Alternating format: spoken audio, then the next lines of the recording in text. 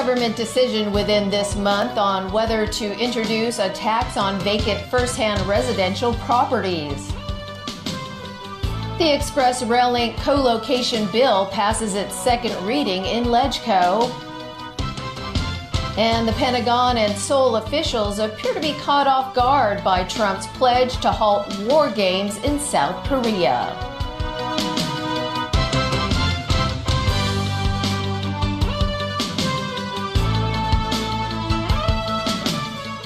Hello and a very good evening. The Chief Executive was bombarded with questions about the city's housing problems at the Legislative Council today. Carrie Lam said the government will announce its decision on a proposed tax on vacant first-hand residential properties by the end of the month. Caleb Long has more.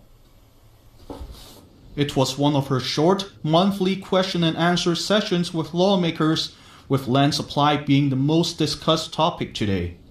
Carrie Lam mentioned the proposed vacant property tax targeting property developers who hoard empty flats.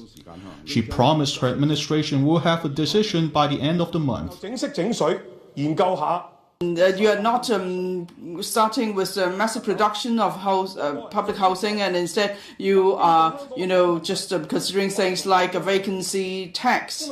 Is it the case that you're actually not all that competent and tough, or is there actually collusion between the government and the businesses?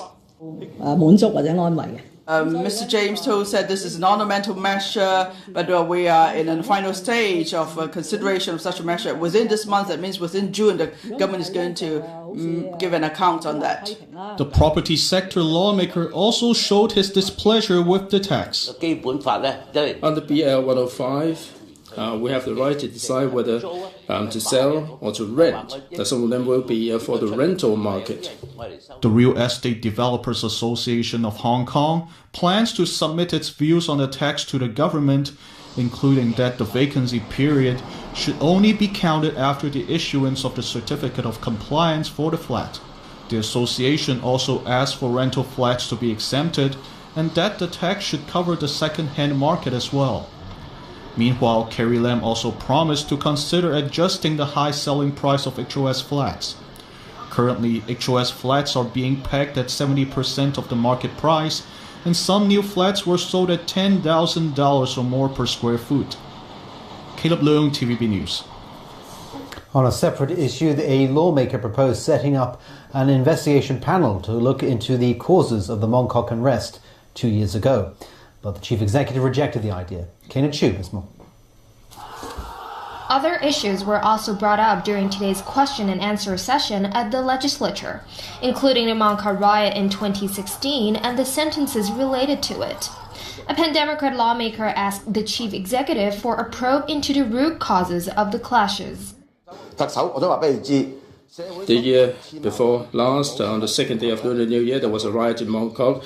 The confrontation has not been resolved in Hong Kong. Are you going to set up a commission of inquiry to conduct investigation into the Mong Kok riot?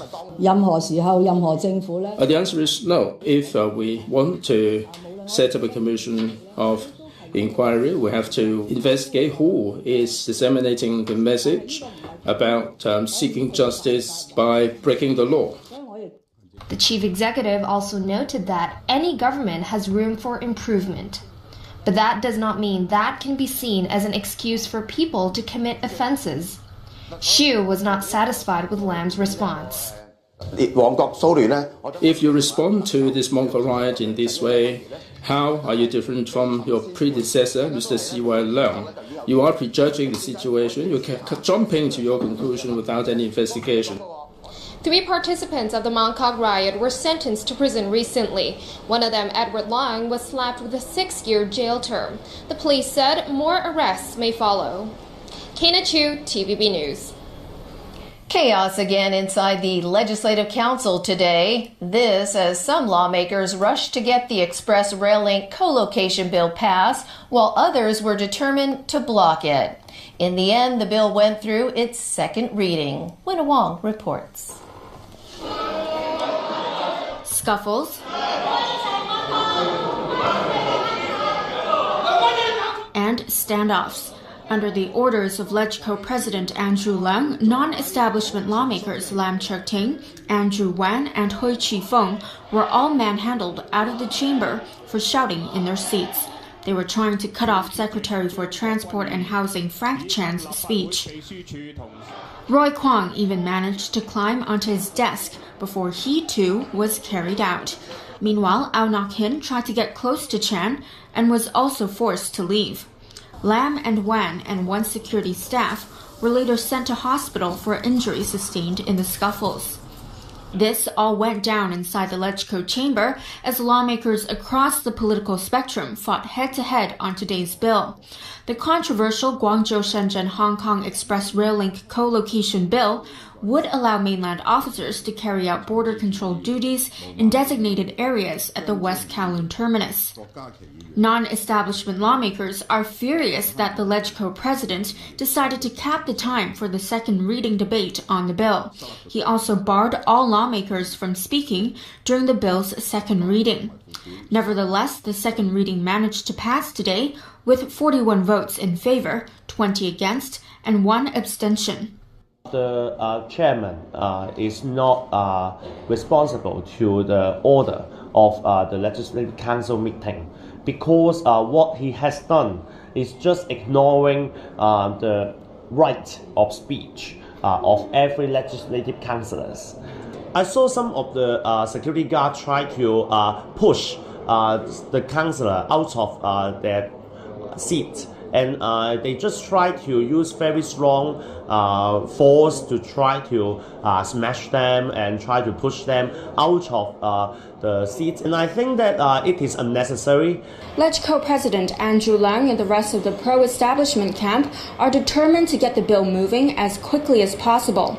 Their aim is to be able to vote on the bill's third reading by the end of tomorrow. Winna Wong, TVB News. Turning overseas, North Korean media has hailed leader Kim Jong-un for his success in handling yesterday's historic summit with Donald Trump.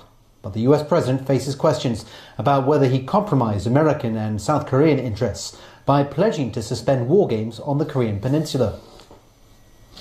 The world continues to digest yesterday's momentous summit between Donald Trump and Kim Jong-un in Singapore, the first between a sitting US president and a North Korean leader. Trump, meanwhile, faces questions about whether he gave away too much in return for too little when he bestowed a new legitimacy on Kim's rule. Many are questioning Trump's decision at Kim's request to end war games with South Korea, exercises the two allies had long portrayed as crucial to security in Northeast Asia. But Trump stood by his decision, saying the war games were provocative and expensive. China is also happy about an end to the Korean war games, something Beijing sees as a strategic gain. Today, the Foreign Ministry in Beijing said the US President's announcement shows China's dual suspension proposal, ending war games while the North stops its nuclear program, is practical and achievable.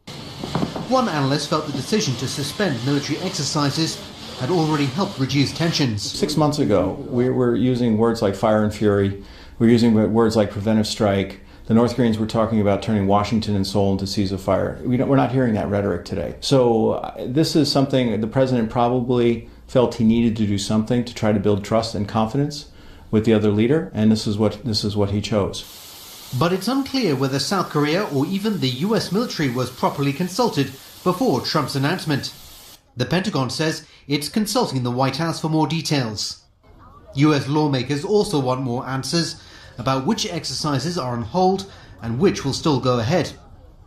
And a word of warning from one senator about Trump getting carried away, thinking he solved the Korean problem. If there's a cheating North Korea in the future, if there's a promise and not deliver North Korea, then we're probably going to have a war. From President Trump's point of view, he has put his entire presidency on the line here. Meanwhile, the United States top diplomat jetted off to South Korea today as America's allies digest the implications of yesterday's summit between Donald Trump and Kim Jong-un. South Korea and also Japan will want further clarification from US Secretary of State Mike Pompeo. He's due to meet South Korean President Moon Jae-in as well as the foreign ministers of Japan and South Korea in Seoul tomorrow. He will need to explain in detail what Trump actually meant when he said he was suspending US war games with the South Korean military. The US has a large military presence in South Korea and Japan, and the military exercises are seen as keeping Pyongyang in check. Trump's announcement appeared to catch South Korea and the US military off guard, with all sides now scrambling to adjust to the shifting realities. Shenzhen-based ZTE shares plunged more than 40% as it resumed trading today on the Hong Kong Stock Exchange, losing $3 billion in market value.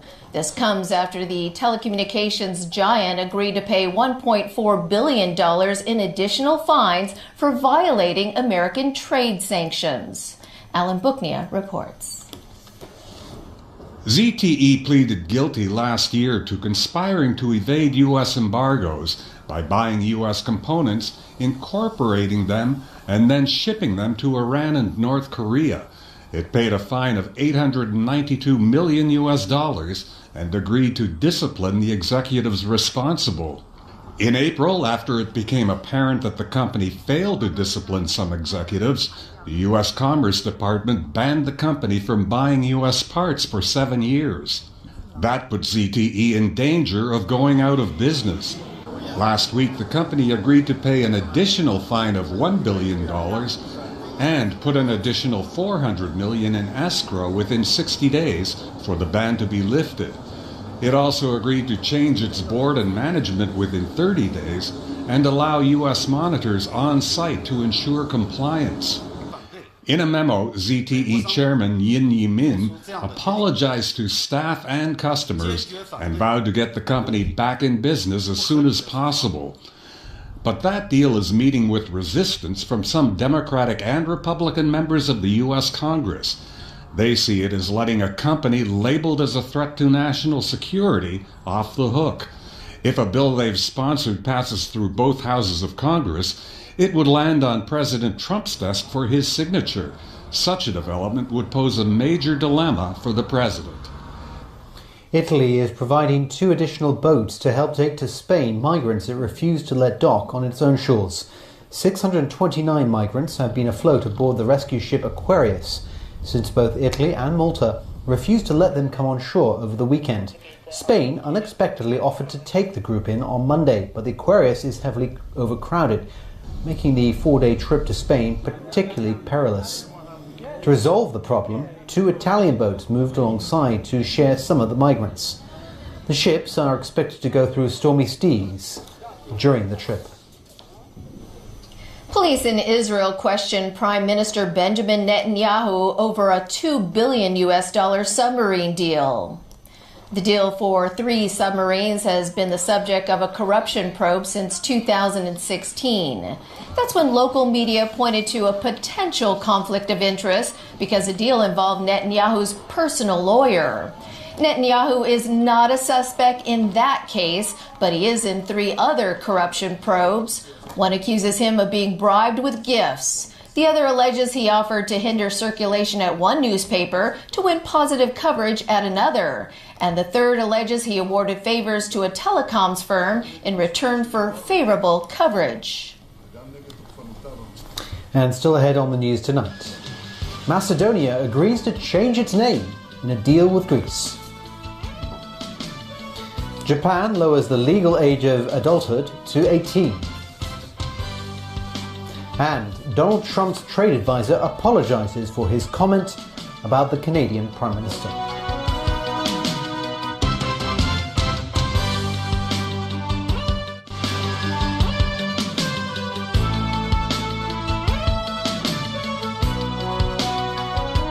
Welcome back. Greece and Macedonia have reached an historic deal aimed at resolving a dispute that's dragged on for 27 years.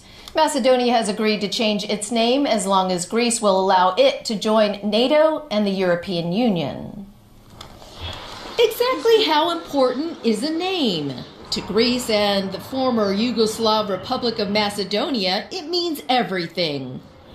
Macedonia is the birthplace of Alexander the Great, and many Greeks felt their northern neighbor was trying to hijack their ancient cultural heritage. But But in Athens yesterday, the prime ministers of both countries signed an agreement ending their decades-long row. The duo agreed that in the future, the Balkan states should instead be known as the Republic of Northern Macedonia. Greek Prime Minister Alexis Tsipras said the accord achieves a clear separation between their countries. He said this means our northern neighbors have nothing to do with the ancient Greek civilization of Macedonia and cannot claim anything to do with it in the future. Macedonian Prime Minister Zoran Zaev informed his fellow countrymen that he took the deal because of the huge incentives. Republika Severna Makedonia. Zaev said by solving the name dispute, their country can now become a member of NATO or even the European Union. The country is currently blocked by Greece's objections to its use of the name Macedonia. To end the dispute, both countries' parliaments must agree to the deal. And residents of Balkan Macedonia, who have been passionately protesting the name change, must pass it in a referendum. The dispute has soured relations between the two countries since 1991. That's when Macedonia broke away from former Yugoslavia, declaring its independence under the name Republic of Macedonia. Mixed reactions were expressed in the capital Skopje. I think that we are European state and Macedonia is nice and Macedonia will always be Macedonia for me and myself. And if someone else thinks that it's better to be Northern Macedonia, let it be. With a political decision, we became a North Macedonia, like cybernetic Natia. Like it or not, Zaev expects the deal to be signed by this weekend, so a voter referendum can be held in the autumn. US President Donald Trump's trade advisor, Peter Navarro, expressed regret for his controversial comments he aimed at Canadian Prime Minister Justin Trudeau following last weekend's rocky end to the G7 summit. Trudeau declined to comment, but Canadian Foreign Minister Chrystia Freeland said personal feelings are not important in diplomacy and she's more focused on future trade negotiations. I used language that was inappropriate and Special President Hill for the Prime Minister basically lost the power of that message. I own that. That was my mistake. Those were my words. And if I may quote the words of the great Bear Bryant, when you make a mistake, you should admit it, learn from it, don't repeat it. Are you apologizing? What I've learned... Are you apologizing? Yeah, absolutely. From day one, we have said that we expected moments of drama and that we would keep calm and carry on throughout those moments of drama. From the very outset, we have said that we welcome the opportunity to modernize NAFTA, and we think there are real opportunities to bring a very good agreement into the 21st century. Japan has enacted a law to lower adulthood age to 18. The revised civil code will take effect in April 2022. It will enable 18-year-olds to marry without parental consent. However, residents under the age of 20 will still be prohibited from drinking alcohol, smoking, and gambling. Opposition lawmakers oppose the move. Car owners in Macau can start applying for permits to use the future Hong Kong-Zhuhai-Macau Bridge. Only 600 vehicles from Macau are allowed to drive on the bridge. The quota for permits is split equally among owners of commercial and private vehicles. Personal applicants must be permanent residents of Macau who work or run a business in Hong Kong. Corporate applicants must have businesses registered in Macau and own at least 50% stake in a Hong Kong subsidiary. The application deadline is the 26th of this month. Successful applicants will be picked by ballot and must pay 30,000 patakas for a one-year permit. From all of us, thanks for joining us. Have a very good night. Bye-bye.